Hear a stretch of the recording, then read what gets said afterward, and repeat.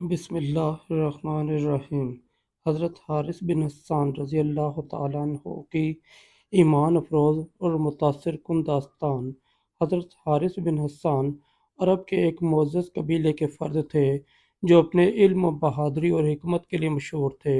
ان کی زندگی ایمان کی تلاش، قربانی اور اسلام کی خدمت کی ایک روشن مثال ہے۔ وہ ان شخصیات میں شامل تھے جنہوں نے حق کی تلاش میں اپنی زندگی کا مقصد تلاش کیا اور اسلام کے لیے عظیم خدمات انجام دیں۔ عرب کی روایات اور حضرت حارث کی شخصیت۔ حضرت حارث بن حسان کا تعلق بنو تمیم کے قبیلے سے تھا جو عرب کے معروف اور با اثر قبائل میں سے ایک تھا۔ ان کی شخصیت انتہائی پرکشش، مضبوط اور متاثر کن تھی۔ وہ قبیلے کے مشوروں میں اہم کردار ادا کرتے اور اپنی عقل و دانش کی بدولت دوسروں کو قائل کرنے میں ماہر تھے۔ وہ ہمیشہ سچائی کے متلاشی رہتے اور اپنے قبیلے کی فلاح و بہبود کے لیے کام کرتے تھے۔ اسلام کی ابتدائی مخالفت۔ حضرت حارث ابتدائی طور پر اسلام کے مخالفین میں شامل تھے کیونکہ وہ عرب کی روایات اور مشرکانہ عقائد کو چھوڑنے کے لیے تیار نہ تھے۔ تاہم ان کے دل میں یہ خواہش رہی کہ وہ سچائی کو پہچان سکیں۔ اسلام کے بارے میں مختلف قبائل میں جو باتیں مشہور تھیں وہ ان کے دل میں بے چینی پیدا کرتی تھیں۔ مکہ مکرمہ کا سفر اور نبی کریم صلی اللہ علیہ وآلہ وسلم سے ملاقات۔ حضرت حارث کی زندگی میں وہ لمحہ آیا جب انہیں مکہ مکرمہ جانے کا موقع ملا۔ مکہ میں انہوں نے نبی کریم صلی اللہ علیہ وآلہ وسلم کے بارے میں سنا اور ان سے ملاقات کرنے کا فیصلہ کیا۔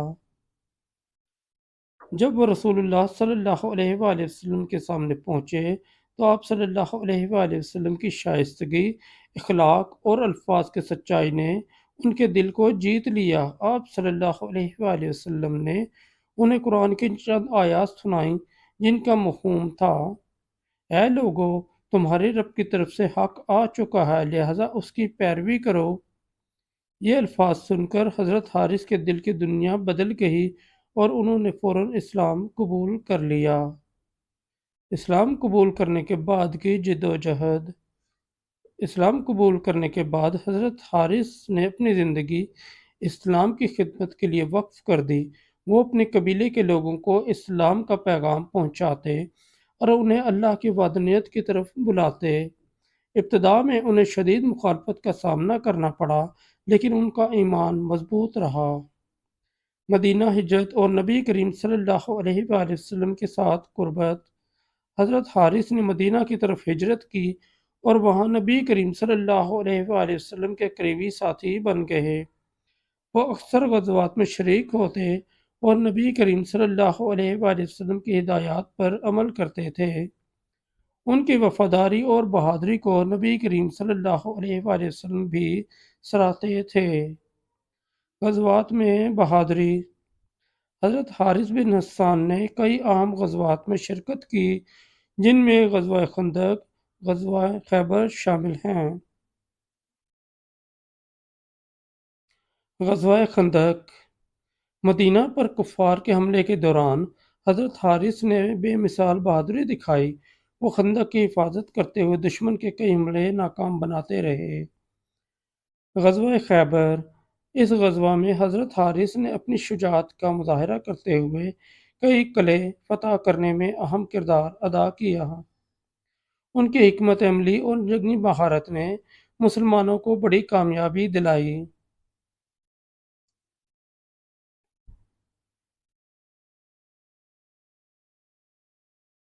اسلام کی تبلیغ۔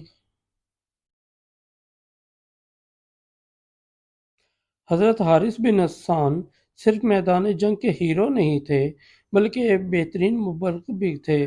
وہ قبیلہ بنو تمیم سمیت دیگر قبائل میں جا کر اسلام کا پیغام پہنچاتے۔ ان کی فصاحت و بلاغت اور مخلصانہ دعوت نے کئی لوگوں کے دل جیتے اور وہ اسلام قبول کرنے پر آمادہ ہوئے۔ عبادت اور تقوی۔ حضرت حارث بن حسان کی زندگی عبادت اور تقوی سے بھرپور تھی۔ وہ راتوں کو تہجد کے لیے اٹھتے اور طویل قیام کرتے۔ ان کی دعا تھی، یا اللہ ہمیں ایمان پر ثابت قدم رکھ اور اپنی راہ میں ہمیں آزمائشوں کا سامنا کرنے کی طاقت عطا فرما۔ وہ ہمیشہ آخرت کی فکر کرتے اور اپنی زندگی کو اللہ کے دین کی خدمت کے لیے وقف کر دیا۔ وفات اور میراث۔ حضرت حارث بن حسان نے اپنی زندگی کے آخری دنوں میں ایک دور دراز قبیلے میں تبلیغ کے دوران وفات پائی۔ ان کے انتقال کے بعد مسلمانوں نے ان کی قربانیوں اور خدمات کو ہمیشہ یاد رکھا۔ ان کا نام اسلامی تاریخ میں ان مخلص صحابہ میں شامل ہے جنہوں نے اپنی زندگی اسلام کے لیے وقف کر دی۔ ہمیں کیا سبق ملتا ہے؟ حضرت حارث بن حسان کی زندگی ہمیں یہ سبق دیتی ہے کہ حق کی تلاش اور اللہ پر ایمان ہمیں دنیا و آخرت کی کامیابی عطا کرتا ہے۔ ان کی قربانیاں ہمیں ترغیب دیتی ہیں کہ ہم بھی اپنے ایمان کو مضبوط کریں اور دین کی خدمت کے لیے ہر ممکن کوشش کریں۔ اللہ ہمیں ان کے نقش قدم پر چلنے کی توفیق عطا فرمائے، آمین۔ دوستو اگر آپ کو ہماری اسٹوری اچھی لگی ہے تو ہمارے چینل کو سبسکرائب کر دیں اور اس ویڈیو کو لائک اور دوستوں کے ساتھ شیئر کر دیں۔ بہت شکریہ۔